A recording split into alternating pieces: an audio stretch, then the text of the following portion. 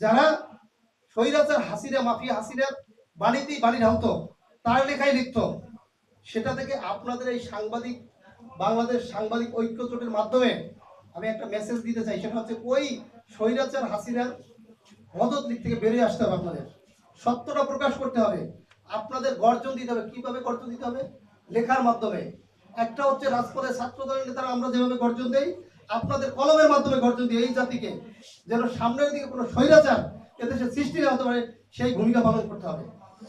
আর বিশেষ করে এখনো আমরা শুনি বিভিন্ন থানা কর্তৃক, ইউনিয়ন কর্তৃক কিছু স্বৈরাচার মাফিয়া লীগের মাফিয়া পুলিশ লীগ এখনো বিরাজ করতেছে। যেমন আমরা শুনেছি চাঁদপুরে কচুয়ায় আমার ছোট ভাই শাওন, তো তার ব্যাপারে কি একটা নির্মম নির্যাতন সৃষ্টি করেছে, তারা এখনো সেই প্রভাবটা দেখাচ্ছে।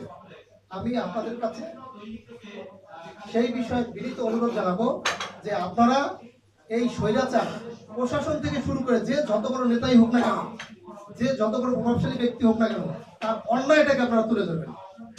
সেটা যে হোক, সেটা আমাদের দলের হোক, সেটা ওই দলের হোক, সেটা প্রশাসনের কোনো ব্যক্তিত্ব হোক, সেটা নাগরিক দলের কেউ হোক, যেই হোক না কেন, আপনাদের কাজ অন্যায়টাকে তুলে ধরা, জাতির সামনে প্রকাশ করা।